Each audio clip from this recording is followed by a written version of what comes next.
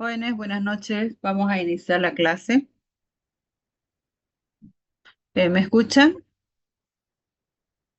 Buenas Sí, noches, doctor. doctora. Sí, la escuchamos. Gracias, buenas noches. Sí, doctorita. Bien, buenas noches. Bien, vamos a iniciar la clase con este tema. Como ya saben, estamos entrando a la recta final. Nos falta solo ya un parcial para poder hacer el cierre de lo que es la parte modular dentro del sistema anual. Entonces, ya va a entrar obviamente este tema, lo que es el examen del segundo parcial de urología. Dentro de este tema, entonces vamos a tocar las lesiones renales adquiridas, que es bastante frecuente. Vamos a tocar, obviamente, lo más general, de lo más frecuente que se llega a ver dentro dentro de las lesiones.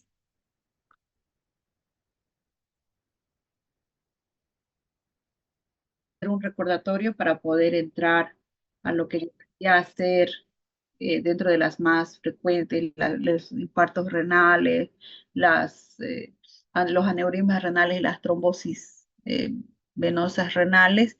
Es importante recordar que el órgano del riñón está bastante vascularizado, tiene una vasculatura bastante importante porque es un órgano diana. Entonces, eso, como recordaremos, la arteria principal es la que está llevando todo lo que es la sangre a lo que es el sistema de filtración glomerular, y de ahí ya empieza a hacer la ramificación con las arterias segmentarias, arterias interlobulares, arterias arcuatas, las arterias interlobulillares, arterias aferentes, capilares glomerulares, hasta llegar a una arteria eferente, y de ahí ya empieza lo que es el sistema venoso. Dentro de ese trayecto, ¿no? Pueden haber placas de ateroma, puede haber trombosis, y todas estas tienen su peculiaridad dentro de la característica clínica para poder hacer un examen, la clínica, cómo se llega a presentar.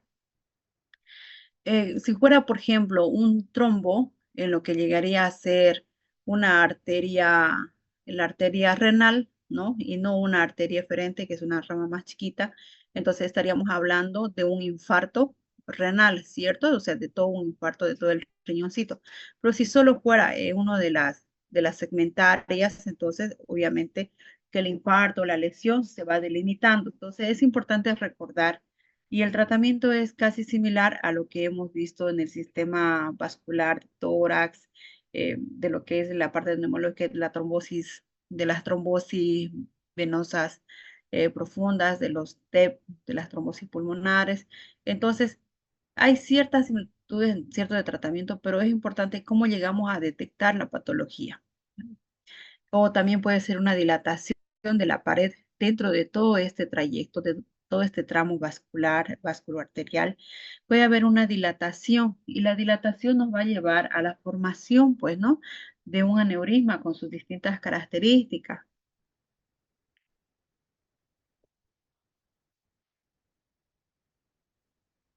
Entonces, como iba diciendo, ahí en la imagen podemos ver, aquí voy a empezar a señalar, hay una dilatación a lo que es la entrada de la arteria renal. Esa dilatación la conocemos como un aneurisma. Un aneurisma, entonces, es la dilatación de un vaso, ¿no? Donde puede formarse con la característica de un divertículo dentro de la pared. Mayormente llega a dilatarse todo lo que son las capas de esta pared vascular. haciendo que esta pared esté debilitada, ¿no? Y dentro de eso hay distintas causas, pues, ¿no? Sífilis, arteriosclerosis, traumatismo vasculares, se hace mención también a los procesos infecciosos. ¿Cómo llegamos a diagnosticar? ¿Cuál es la clave para llegar a diagnosticar? Una arteriografía o una angiografía. Entonces, es de bastante apoyo, ¿no? Y una angiografía, una arteriografía o una angiografía. La angiografía es la más efectiva. Dentro del infarto, ¿no? Entonces, ahí ya nos vamos a lo que es un proceso de obstrucción, cualquiera que fuera la causa de poder hacer la oclusión de un vaso dentro del trayecto arteriorrenal, entonces empieza a haber una isquemia, una falta de llegada de oxigenación del tejido, como es en el pulmón, como es en el corazón del infarto, del riñón. Igual puede suceder en el riñón, ¿no? Que es la falta de la irrigación de una parte del tejido renal, del parénquima, ocasionado por un coágulo, trombo o ateroma que obstruye la rama arterial. Entonces, esta situación de dejar sin oxigenación, sin irrigación, da distintas clases de manifestaciones. Primeramente como dolor, es un dolor intenso, como el IAM, ¿no? Es un infarto, ¿no? Masivo. Hay necrosis del tejido. Ahora, ¿cuál es el tratamiento? Dentro del tratamiento, entonces, se considera anticoagulantes para poder hacer la destrucción de la obstrucción que está ocasionando, que es este coágulo, ¿no? Eh, Ahora, dentro de eso, para llegar a un trombo hay distintas causas. Ahí en clase alguna vez hemos hecho la mención de una manera muy irónica donde entró caminando y salió muerto y ahí viene la presa. Entonces pueden ser los accidentes de trauma, cualquier situación que genere una alteración del trastorno de la coagulación, ¿no? Traumas, caídas, golpes, laceraciones, todo lo que esté llevando a la formación de un coágulo, sedentarismo, ¿no? Viajes prolongados, ¿no? Donde las personas no se están movilizando. Entonces, el pequeño coágulo que empiece a formarse en cualquier parte de nuestro cuerpo, mediante lo que es la filtración del sistema de perfusión, puede llevar y puede llegar a obstruir este vaso renal, con la consiguiente falta de llegada de insumo nutricional, ¿no? Tipo vascular, al tejido, al parénquima renal. Entonces, el dolor es muy intenso, es como de un IAN, repito, porque hay una necrosis de tejido. El tratamiento eh, es la anticoagulación, para eso está utilizándose la estreptomicina en dosis alta, ¿no? Eh, para hacerla, o bien ya una vez hecha la primera instancia, empieza a trabajarse sobre lo que es la revascularización, la recanalización, necesitamos desobstruir, pero eso tiene que ser dentro de unas 48 horas a menos, ¿no? Bien, o puede ser una embolectomía, retirar ese trombo, ese coágulo que esté obstruyendo mediante una cirugía vascular. Las trombosis de las venas renales, igual que las arterias, el sistema renal tiene gran importancia, porque estamos hablando de que todo lo que se ha llegado a filtrar, todas las impurezas que empezó a salir, ¿no? Y ha recolectado, ya ha hecho su filtración al sistema recolector urinario, entonces vuelve a ingresar, ¿cierto? O vuelve, entonces, todo hay un sistema vascular de gran importancia que también puede haber el coágulo. Entonces, un coágulo compactado que obstruye la vena renal, que lleva a una congestión del riñoncito, porque necesitamos que salga, ¿cierto? Todo lo que está llevándose por la arteria. Pero al no salir, ese riñoncito del tejido está empezando a congestionarse como un edema pulmonar. Obviamente no tiene esa clínica, ¿no? La congestión del riñón posteriormente, no hay contraste, es común en quienes, ¿no? Por la sintomatología frecuente en los niños, la deshidratación, también se presentan los trastornos de coagulación, la hipercoagulabilidad, síndrome nefrótico. Dentro de eso entran el exagero en lo que es la filtración de las proteínas. ¿Cómo se llega a diagnosticar? Mediante un ecodoppler renal, una angiografía renal. Ahora, los tratamientos es la anticoagulación con heparina en altas dosis. la trombolectomía o la nefrectomía, o sea, retirarle el riñoncito, pues, ¿no? Sí es bastante severo. Dentro de lo que corresponde a las adquiridas para los uréteres, entonces, hay de causas intrínsecas como también de causas extrínsecas. Dentro de las intrínsecas que se consideran como adquiridas están los cálculos, ¿no? Las inflamaciones crónicas, la esquistosomiasis, tumores, tuberculosis, y ahora las extrínsecas que estén comprimiendo cáncer de útero, mioma uterino, cáncer urovesical, fecaloma, ¿no? Embarazo, quiste renal, enfermedad de Horner, síndrome de la vena ovárica. Por ejemplo, un fecaloma, o sea, que no tiene absolutamente, aparentemente una relación, ¿no? Directa, pero sí indirecta. Puede ser un chagásico, ¿cierto? Que haya hecho un megacolon. Entonces, piense que la acumulación de toda esa materia fecal comprime a los uréteres y produce toda una alteración, pero eso se lo está adquiriendo. El síndrome peritoneal o la enfermedad de Horno es una fibrosis retroperitoneal. Aquí como en la imagen vemos cómo se está apuntando, ¿no? Ahí está mi mouse. Aquí está donde llega entonces a formarse como una capa, pero es una capa fibrótica, ¿no? Esto está en la parte posterior del abdomen, por eso es retroperitoneal, que llega a comprimir los uréteres tanto en la parte superior como en la parte inferior. Esto es lo que ocasiona una hidronefrosis, insuficiencia renal. Es de causa idiopática, les dice, pero es frecuente, ¿no? Está asociado a lo que es el cáncer de colon, uso de drogas, la exposición del asbesto, enfermedades de colágeno. Las manifestaciones clínicas, bien, es el dolor renal bilateral. El diagnóstico entonces se hace mediante una urografía excretora y ahí entra ya el tratamiento de los corticoides. Ahora, el síndrome de la vena ovárica es frecuente también, pero no bien diagnosticado o no oportunamente diagnosticado.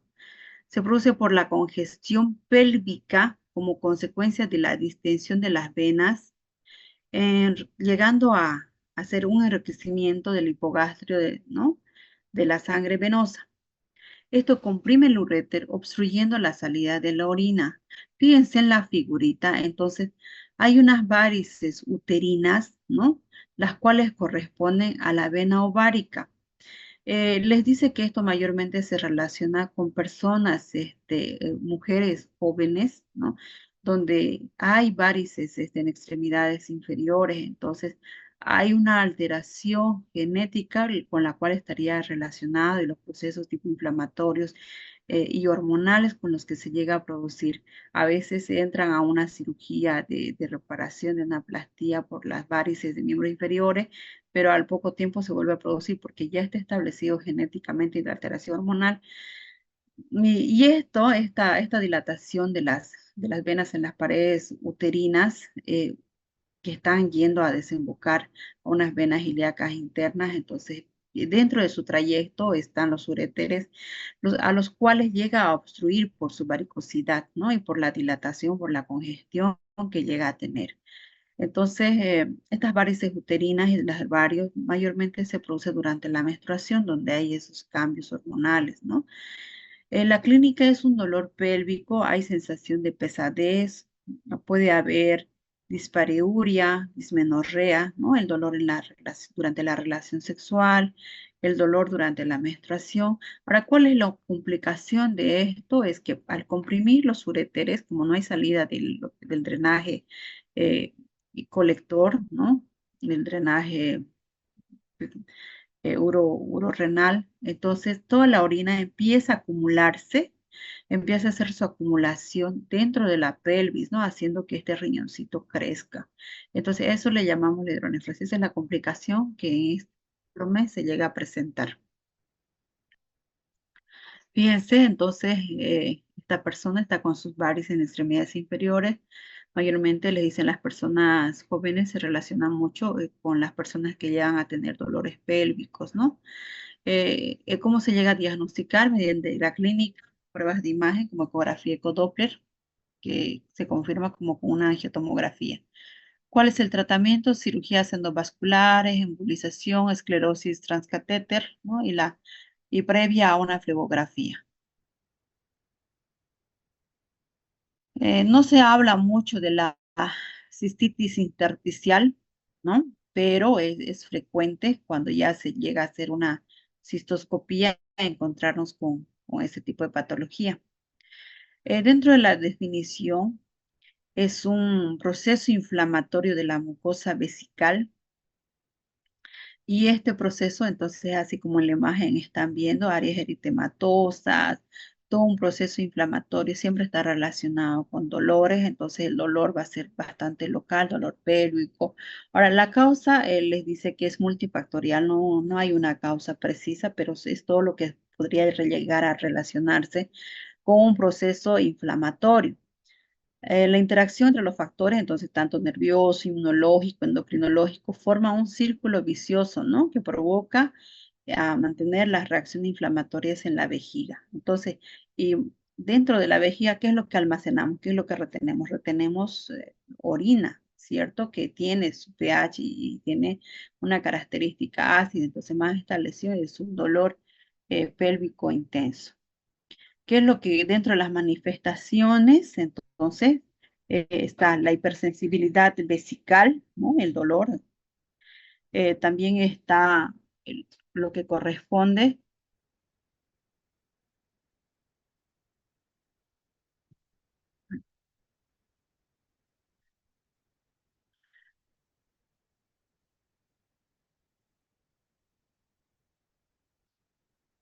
a una poliaguria, nicturia, urgencia miccional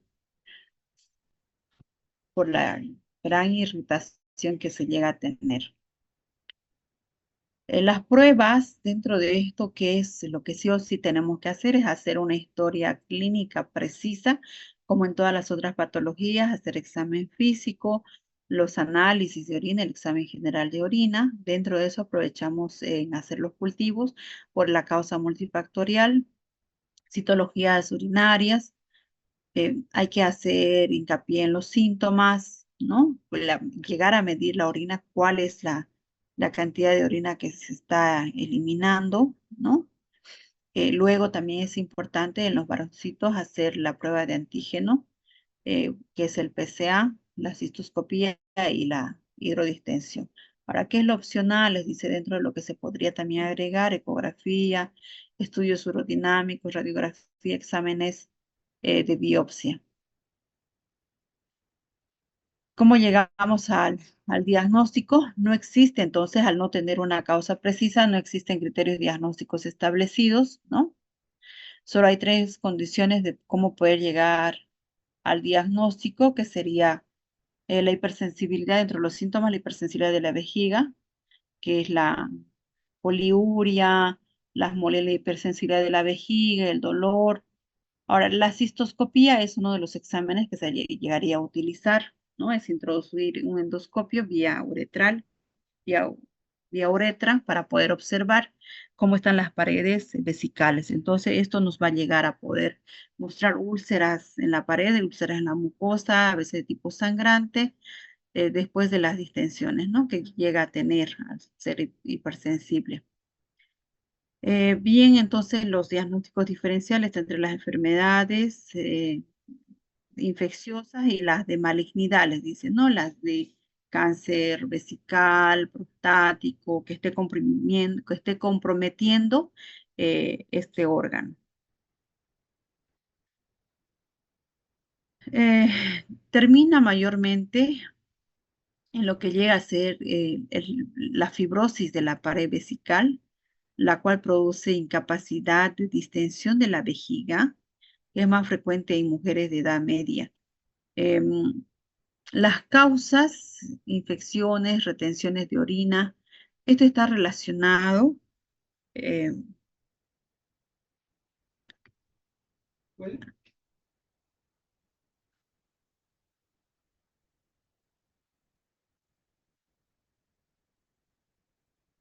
El audio creo que se me perdió. Y ahora sí.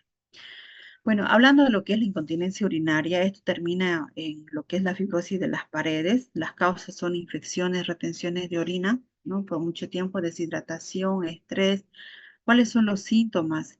Hay dolor en lo que es el hipogastrio bastante intenso. Fíjense en la figurita, en las imágenes.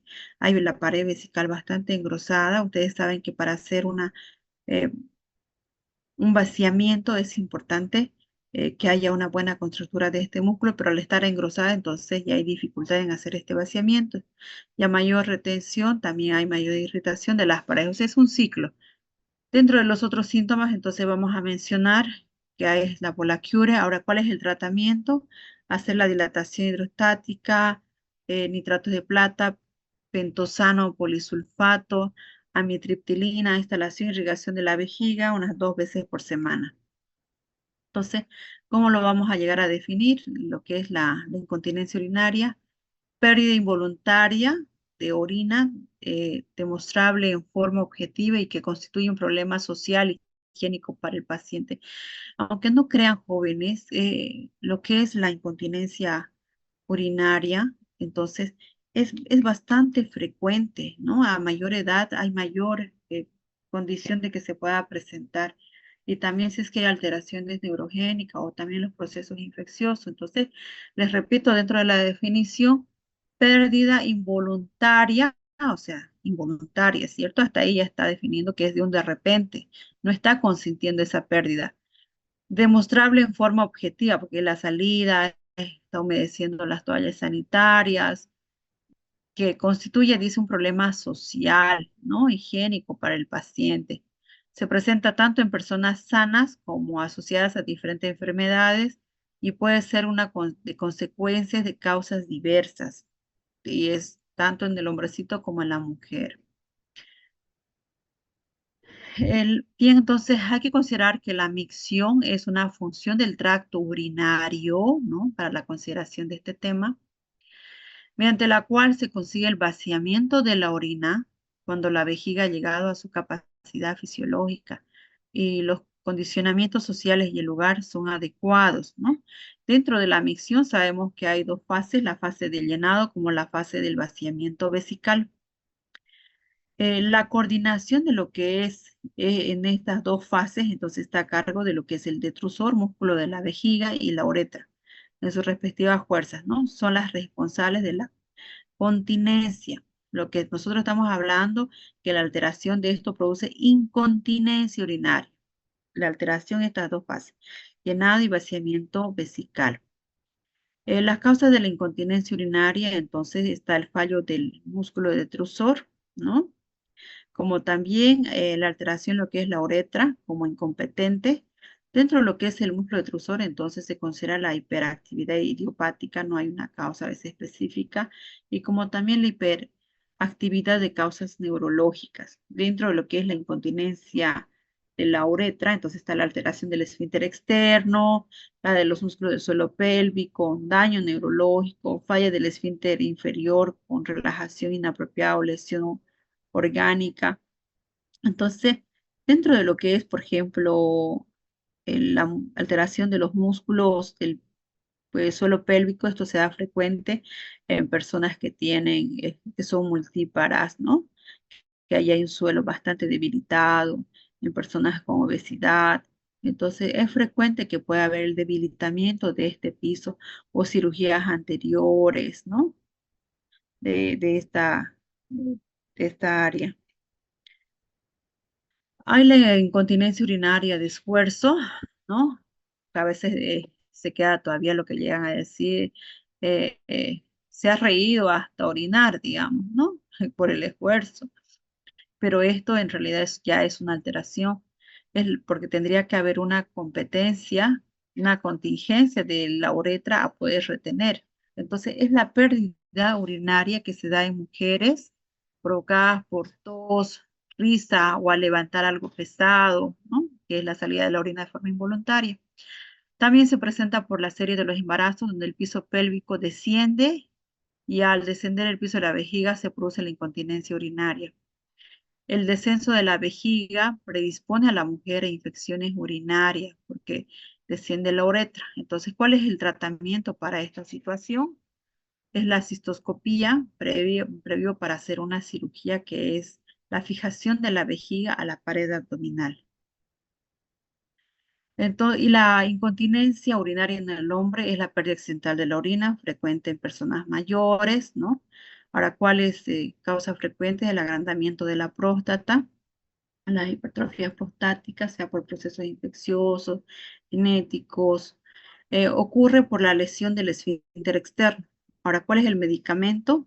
Está a base de los anticolinérgicos que estimulan lo que son los músculos detrusor y lo que corresponde a los esfínteres urinarios. Está la oxibotinina, tolterodine, y como quirúrgico, entonces está hacer la suspensión del cuello vesical. Vamos a hablar acá, dentro de las otras lesiones, de las fístulas vesicales, que es una comunicación o conexión anormal de la vejiga con la piel, el intestino o algún otro órgano.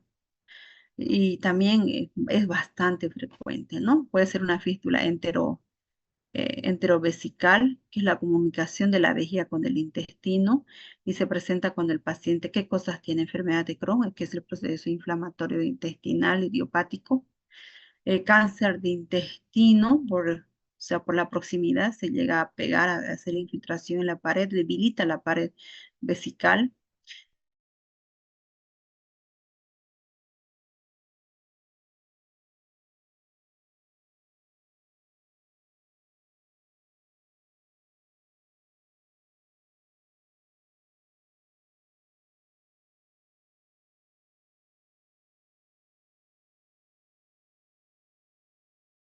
Final, por lo que llegaría a ser la fístula vesical. Como ustedes saben, primero en el orden anatómico viene la vejiga, luego llegaría a venir el recto, ¿no? En los varones. Entonces, esa continuidad de órganos y esa proximidad hace que haya una infiltración de la pared y al debilitar la pared existe la perforación. Entonces, y al perforarse, entonces, obviamente hay una comunicación, ¿no? Los divertículos intestinales, las fístulas de la vejiga, entonces, eh, puede ser la fístulas de la vejiga versus piel, entonces, comunicación de la pared vesical con la piel. ¿Para cuál es el tratamiento hasta que pueda sellarse estas áreas, ¿no? Excepto en lo que es la parte oncológica. Sonda vesical hasta el momento de la cicatrización.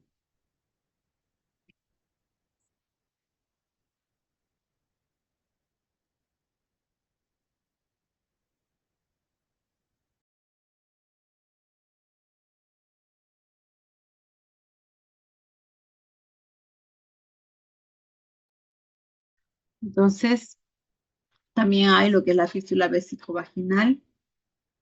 Se presenta en el sexo femenino en la época de la reproductividad, secundaria a partos laboriosos, histerectomías, donde la mujer pierde orina por la vagina, ¿no? Por la comunicación.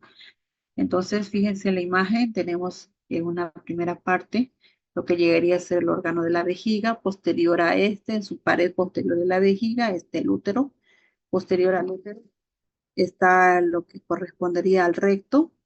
Entonces, la vejiga, al tener la cavidad uterina, al tener alguna lesión o al comprimir o al hacer una histerectomía, entonces puede perforar lo que correspondería a lo que es la vejiga, ¿no? Y producir una comunicación.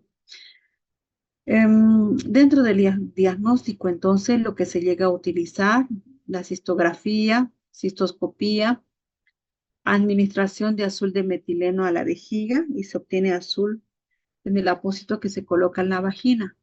Y esto nos confirma lo que es la fístula. Anteriormente era frecuente este examen en el hospital, en el oncológico, no había tanta disponibilidad por el seguro a poder hacer una cistoscopía, entonces se introducía este colorante por la uretra y se esperaba al colocar un apósito en la vía vaginal que pueda eh, pintar, ¿no? Pintar el colorante.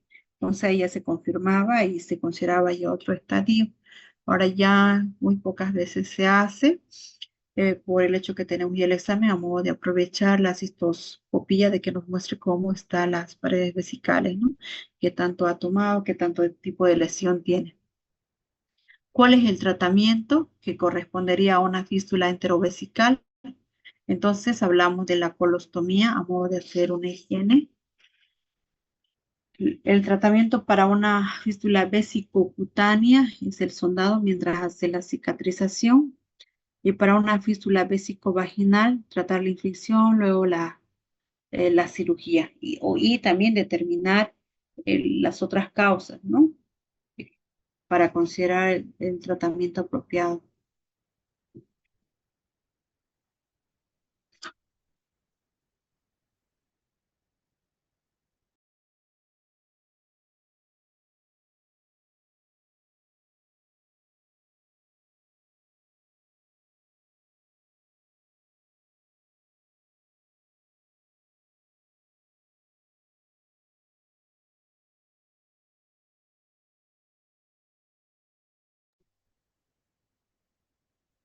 Bueno, hablando de lo que es la cistitis por radiación, es la inflamación del revestimiento de la vejiga causada por la radioterapia, dirigida a la pelvis e incluso a la vejiga. Se produce un endurecimiento de la pared y, bueno, con los distintos tipos de lesiones. Bueno, al haber un endurecimiento, retención urinaria, puede haber sangrados, puede haber hematuria, hay dolor.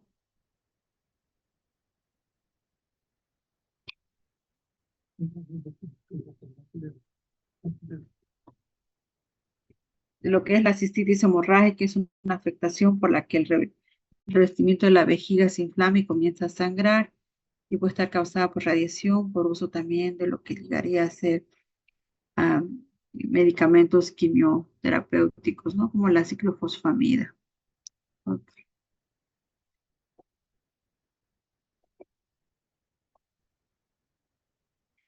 Bueno, vamos a hablar de lo que corresponde como lesiones adquiridas al pene y a la uretra masculina, del priapismo, que es una erección sostenida, dolorosa del pene, sin deseo sexual, ¿no? Las causas, 60% idiopáticas, pero también se puede relacionar dentro con el uso de la Viagra, el sildenafil, uso de la cocaína, medicamentos tipo vasoactivos. Dentro de las secundarias hay un 40% que se relaciona con las leucemias. Ahora, ¿cuál es el tratamiento? Para las causas idiopáticas es quirúrgico, para las causas secundarias tratamiento oncológico. El priapismo no tratado puede provocar disfunción eréctil. Bien, vamos a mencionar lo que es la enfermedad de Peroine, que es la induración plástica. Es una induración de los cuerpos cavernosos del pene que se presenta en personas mayores. Es una enfermedad de causa desconocida que se caracteriza por la formación de bandas fibrosas en la túnica albuginea de los cuerpos cavernosos del pene. Y esto provoca la desviación de la curvatura del pene durante la erección. ¿Cuál es el tratamiento? Habla bastante de la colagenasa y como también tiene que estar acompañado de un proceso quirúrgico para hacer la resección de esos segmentos, ¿no? De esas placas y poder colocar parches de epidermis y que tenga la característica funcional habitual.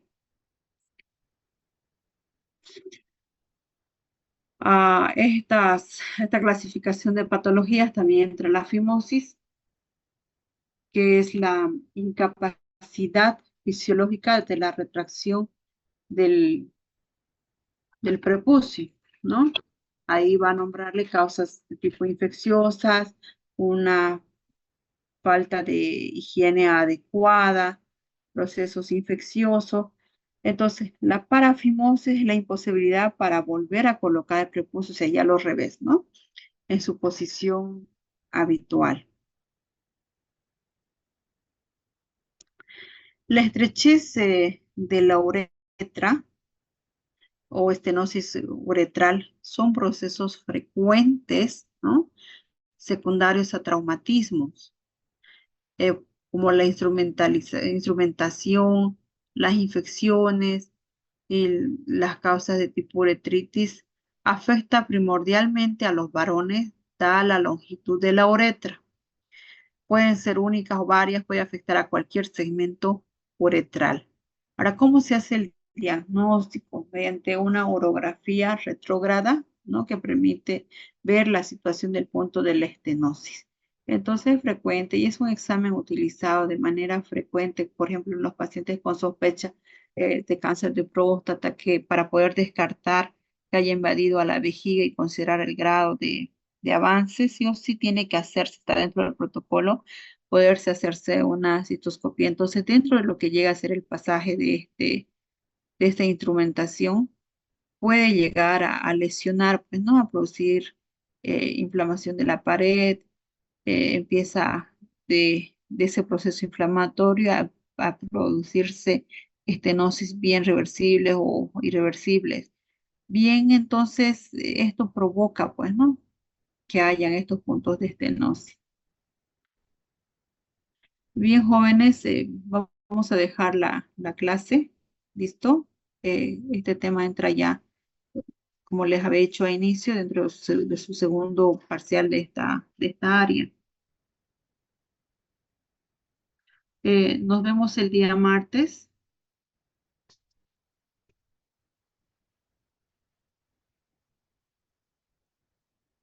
Ya esperemos que no haya ninguna intercurrencia en la universidad. Si es que hubiera alguna intercurrencia, ya les voy a ir comunicando para que la clase también sea de forma virtual. Entonces, nos vemos el día martes.